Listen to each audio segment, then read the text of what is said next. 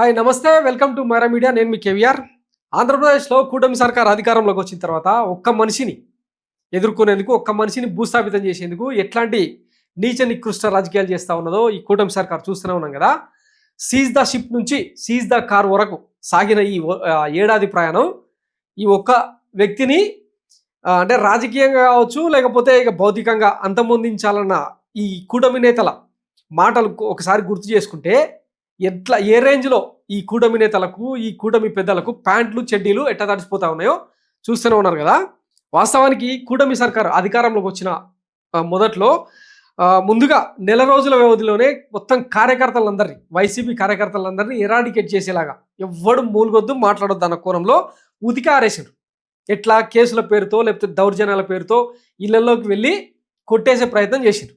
ఆ తర్వాత రెండో దశలో ఇక వైసీపీ సెకండ్ గ్రేడ్ లీడర్లను టార్గెట్ చేసి వాళ్ళను జైళ్ళలో నూకి రకరకాల కేసులు బనాయించి ఒక్కొక్కడి మీద 26-30 కేసులు నమోదు చేసుకుంటూ పోతుంటే ఇది రెడ్ బుక్ రాజ్యాంగం మనకి ఇంకేమనాలి.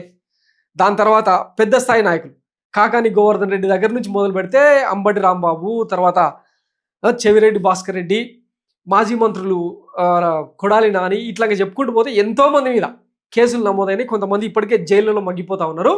మరికొంతమందిని రేపో మాపో అరెస్ట్ చేసేందుకు ఆఖరికి జగన్మోహన్ రెడ్డిని అరెస్ట్ చేసేదానికి ఇంకా నిన్న మొన్న ఎట్లాంటి కుతంత్రాలకు తెరదీసారో చూసిరు కదా. ఇదనమాట సీజ్ ద షిప్ నుంచి సీజ్ ద కార్ వరకు ఆయనను కనీసం జనంలోకి తిరగకుండా చేయాలన్న కుట్రతో కారును కోర్టు నుంచి అనుమతి తీసుకొని మరి ఈ దిక్కుమాల సర్కారు కనీసం ఆయనకు కాన్వాయ్ వెహికల్ కూడా ఇవ్వకపోతే కోర్టుకు రిక్వెస్ట్ చేస్తే ఒక డొక్కు కారుని ఇచ్చి దానిలో తిరుగు అని చెప్తే అది తనకు నచ్చక కోర్టు అనుమతితో ఒక బుల్లెట్ ప్రూఫ్ వెహికల్ రెడీ చేసుకుంటే ఇప్పుడు దాన్ని కూడా నల్లబాడు పోలీసులు సీజ్ చేసి అయిపోయింది.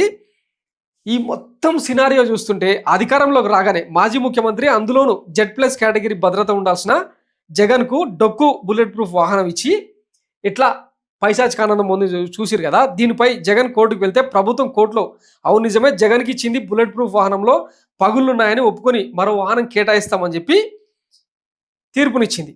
అయినా ప్రభుత్వం నుండి ఎలాంటి స్పందన లేకపోతే జగనే ఒక వెహికల్ కొని మంచి బుల్లెట్ ప్రూఫ్ సిస్టంతో కారును రెడీ చేసుకుంటే గవర్నమెంట్ అనుమతితోనే తానే సొంత డబ్బుతో సొంతంగా వాహనాన్ని కొనిపెట్టుకొని ఇప్పుడు దానిలోనే తిరుగుతుంటే ఇప్పుడు దాన్ని కూడా పట్టుకొని వెళ్ళిపోయారు అనమాట నల్లపాడు పోలీసులు.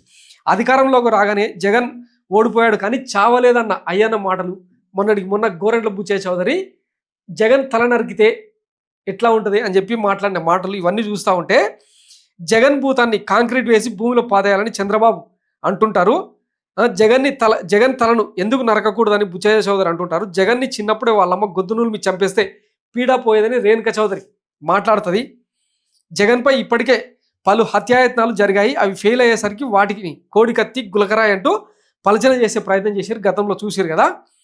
జగన్ ఇంటిపై నిన్న మొన్న రెక్కి చేసి తాటికాయలు అక్కడ పడేసి వాళ్ళని ఇద్దరిని అరెస్ట్ చేసి జైలు నూకి ఏమేమో చేస్తూ ఉన్నారంట.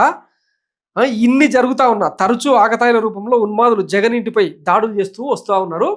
మొన్న కాన్వాయ్లో రోప్ పార్టీలు, సెక్యూరిటీ వీళ్ళంతా ఎవరిని లేకుండా జనం విరగబడతా ఉంటే ఆయన కనీసం తప్పించుకునే వెసులుబాటు కూడా లేక ఇంకా దీన్ని కూడా ఎట్లా మ్యానిపులేట్ చేస్తూ ఉన్నారో చూస్తూనే ఉన్నారు కదా. జగన్ కారు కింద నలిగిన మానవత్వం అని చెప్పి మనం ఎట్లా రాతలు రాస్తూ ఉన్నాం చూస్తున్నారు కదా. జగన్పై అన్ని విధాల కుట్రలు జరుగుతున్నాయని స్పష్టంగా కనిపిస్తూ ఉంది. ఇక ఈ రాష్ట్రంలో ఉన్న ఎల్లో సైతాన్ ఎకోసిస్టమ్కు చివరి అడ్డం జగనే. జగన్ అడ్డం కనుక లేకపోతే ఈ రాష్ట్రం రావణ కష్టంలో మారడం పెద్ద మ్యాటర్ కాదని ఇప్పటికే పలువురు విశ్లేషిస్తూ ఉన్నారు. ఇప్పటికే తమిళనాడు తరహా రాజకీయాలను ఇక్కడ స్వయంగా చూపిస్తూ ఉన్నారు. అవన్నీ కళ్ళకు కడతా ఉన్నాయి. అయినా సరే ఇంకా మాట్లాడకపోతే, ఎదురు తిరగకపోతే ఇది వైసీపీ వ్యవహారమో జగన్మోహన్ రెడ్డికి సంబంధించిన వ్యవహారమో కాదు. మొత్తం పొలిటికల్ పార్టీలన్నీ కూటమి సంకన చేరిన తర్వాత ప్రజల తరఫున మాట్లాడే ఏకైక పార్టీ, ఏకైక నాయకుడు కూడా లేకపోతే ఇక మన అమరావతికి అడ్డం లేదు. నిన్ననే క్యాబినెట్ సమావేశంలో ఏదో నిర్ణయం తీసుకున్నారట. రెండో దశ ల్యాండ్ పూలింగ్ 44,000 ఎకరాలు నొక్కేయడం కోసం క్యాబినెట్ నిర్ణయం తీసుకున్నదంట. ఇంకా ఆ పనిలో బిజీగా ఉంటారు అనమాట. రియల్ ఎస్టేట్ వ్యాపారం చేయడం కోసం, కాల్మనీ, సెక్స్ రాకెట్ లాంటివి నడిపించడం కోసం, జన్మభూమి కమిటీల అరాచకాల కోసం మాత్రమే ఈ కూటమి సర్కార్ ఉందని ఇప్పటికే చాలా ఘటనలు రుజువు చేస్తే అయినా కానీ మేల్కొనకపోతే పోనీ వైఎస్ జగన్మోహన్ రెడ్డి లాగా ఓ రైతు భరోసా ఇచ్చిండా, లేకపోతే గోరుముద్ద పెట్టిండా, వాలంటీర్ వ్యవస్థను తీసుకొచ్చిండా, ఆర్బీకే సెంటర్లను పెట్టిండ్రా, కాపు నేస్తం ఇచ్చిండా, దళిత నేస్తం ఇచ్చిండా, ఇట్లా చెప్పుకుంటూ పోతే విద్యా దీవెన చెప్పుకుంటూ పోతే ఇంత పొడుగు లిస్ట్ అవుతుంది.